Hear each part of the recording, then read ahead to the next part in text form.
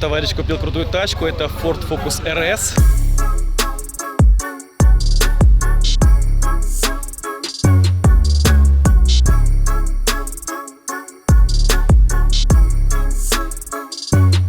Конкурент Golf Aero 7. Таких машин я еще не видел, но реально крутая машинка. Что за тачка, сколько сил? 350 лошадей. Ford Focus RS. А, так ты на механике? Да, здесь только механика. 440 крутящего. Я, в принципе, почитал это только перед приездом. А так вообще всегда хотел. Переловчился, там ланчи, все дела? Не, с ланча только раз пробовал, надо будет потренироваться. Наверное, тачка больше кольцевая. Наверное, да. А в драге проявишь себя? Давай. Ну давай попробуем. Первым соперником для Ford Focus RS будет BMW 340. Машина на первом стейдже 400 лошадиных сил с хвостиком. Да, это больше, чем у Ford Focus RS, но Бэха очень сильно буксует на старте, потому что в авто задний привод.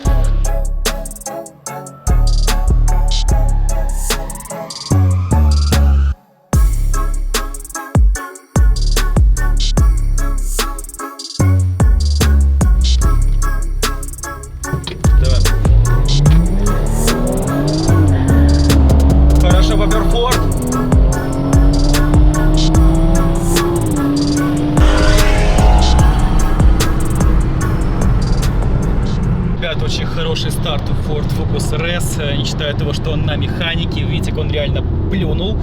Затем пошла игра в догонялки. Мы его догнали и обогнали. Слушай, ну хорошо дал на механике Дрозда.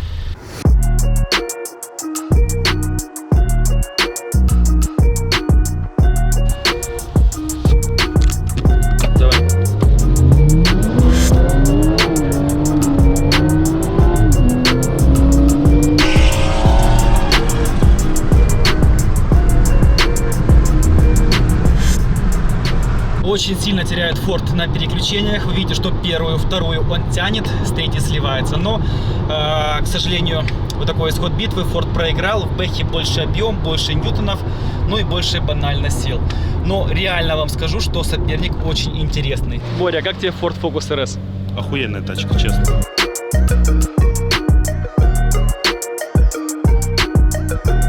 Ехать будем против BMW, дизельная. 3 литра, 2 турбины, это E90 на Stage 1 с легким плюсиком. В ней 340 сил, а у конкурента слегка больше.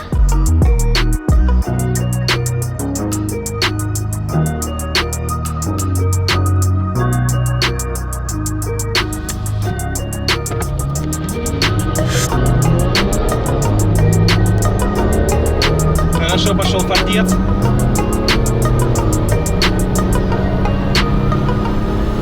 Бэха сокращает дистанцию. У тебя Хадарь мощнее, но увидишь, что 0-100 у него ярче за счет полного привода. Сейчас попробуем поехать с ним Хадарем. Посмотрим, как он проявит себя в заезде 60-200. Раз, два, три!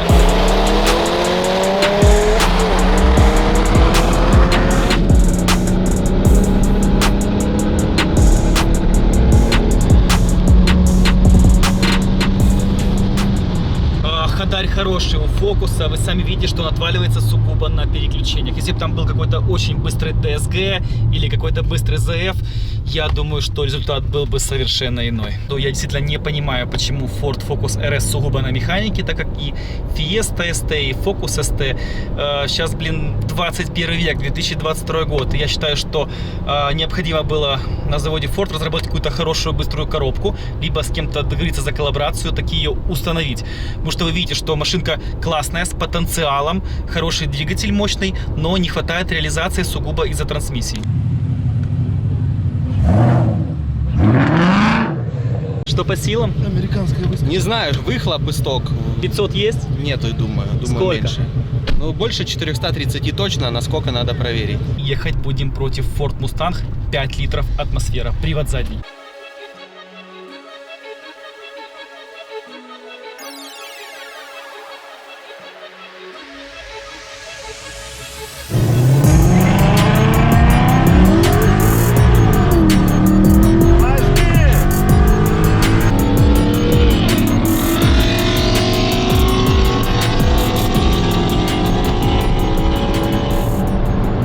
Хорошо поджало на ланче Ford Focus. Первую, вторую мы шли хорошо, на третьей потеряли из-за трансмиссии. Победа за кубатурным 5-литровым мустангом. Слушай, Даня, ты тачку уточил под зомби-апокалипсис или что? Ага, шпаклевкой прям. Самое время переместиться на дрифт.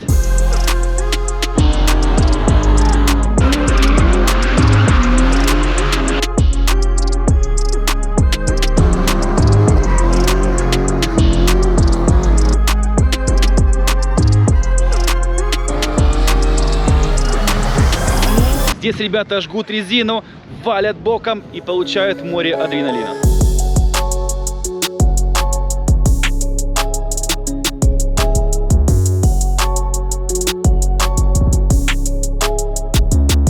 Такая вот яркая 36-я. Что по ходовой у нее? Выворот Томас. Так. Стойки, койловери. Яка рейсинг вроді, точно не скажу. Ага. Мост заварка, блокировка. Заварка? Угу. Короче, подвеска нужна жесткая, чтобы контролировать тачку.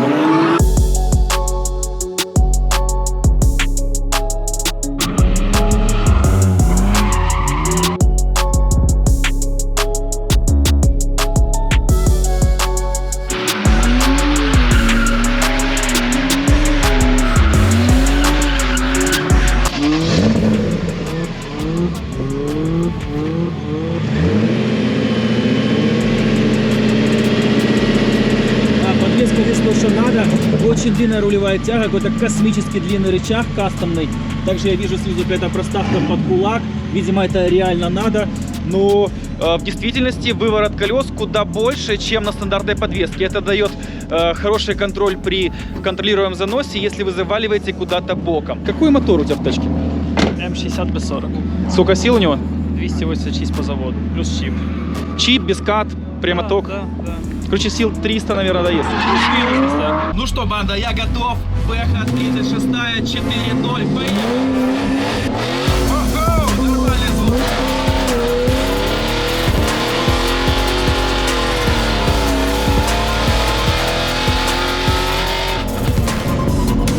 Так, впереди бодер, М3 тоже.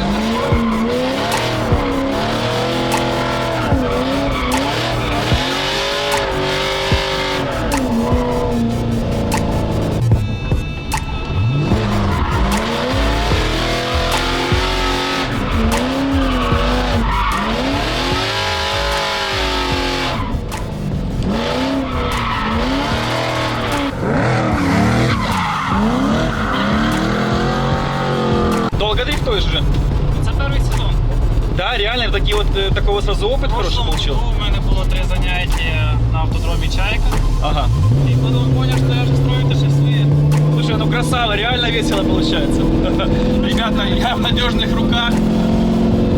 Код дрифта — это вам не мелочь по карману воровать, это реальный опыт. В принципе, на такую мощность можно и без гидроручника закидывать.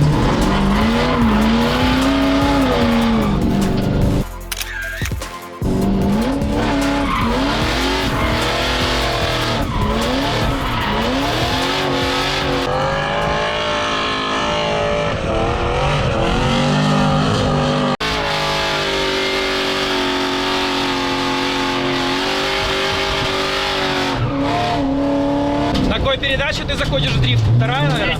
Третья? Значит, хватает, значит, лидера. Ага.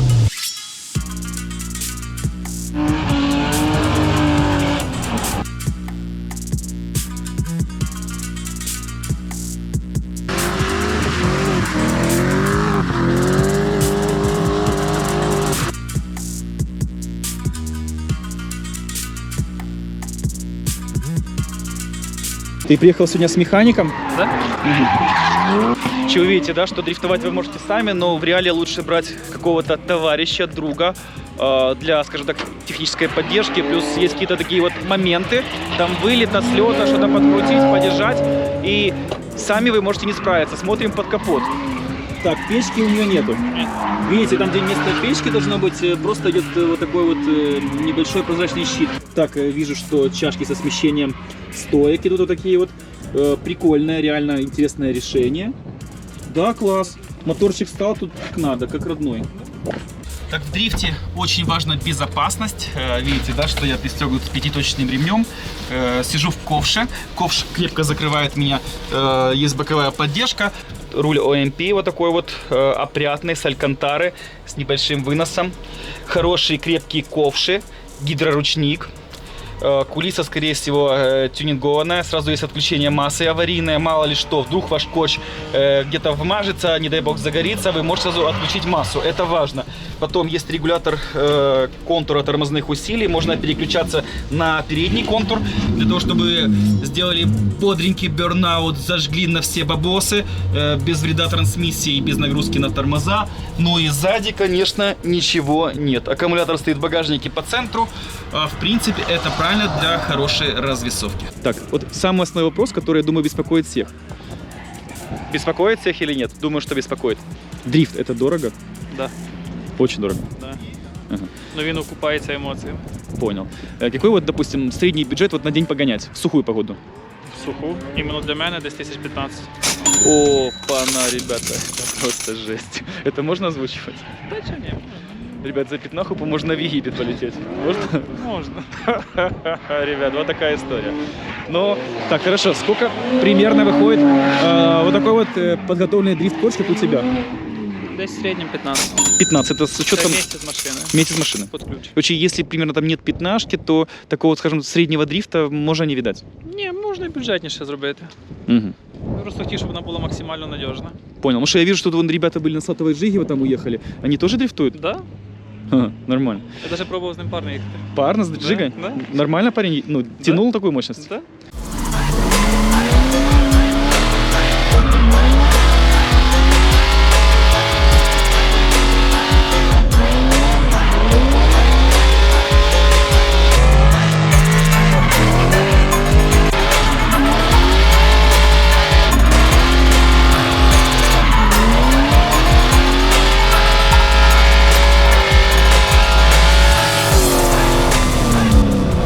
Ну, ребята, очень крепко и фаново. Гонки по прямой тоже имеют свой шарм, но в дрифте адреналина куда поболее. На каких мощах можно начать дрифтовать? Вот 2 литра хватит?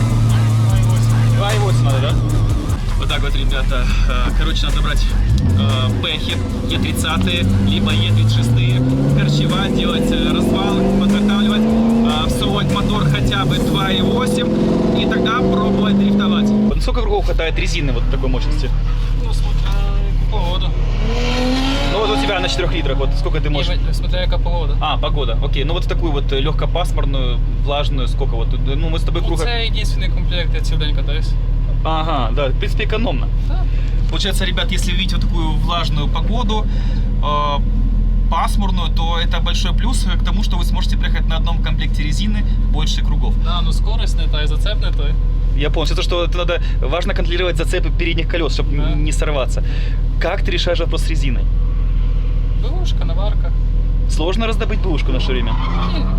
Я так понимаю, что там какое-то целое паломничество дрифтеров по шиномонтажам, какие-то рейды. У мене є знайомі на шиномонтажах, вони постійно мені підготавлюють. Сколько вот уходит на такой тренировочный день, если сухая погода? Якщо суха погода, я беру мінімум 3 комплекта. 3 комплекта, Це ребята. мінімум. Ага. Це людей не вистачає. Да. Ребята, вы понимаете, да, что 3 комплекта, это вам надо где-то раздобыть эту резину. Но окей, какой-то знакомый шиномонтажник вам даст ее бесплатно, но в большинстве случаев ее придется купить. Затем надо обуть ее на диске, потом ты 3 комплекта возишь в своей машине или какая-то техничка есть с тобой? Є технічка. Есть техничка. Ну, в основному бус є. Мгм. Короче, вы должны взять своего кума, брата, свата, кореша, с которым вы совсем недавно выпивали по 50 грамм, убедите его, что он очень нужен вашей команде по дрифту, что у вас там work team, dream team, что вы всех объедете боком, кум согласится, брат, сват, вы поедете на 6-й, возьмете 3 комплекта колес и очень ярко дадите угла.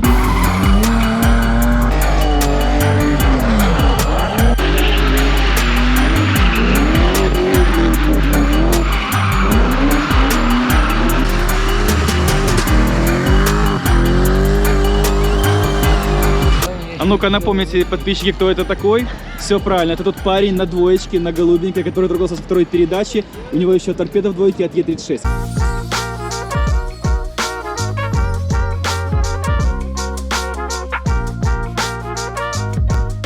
Да вообще его ж- оборзели жигулисты. Да его же все обгонят. Конечно все, я начну первый.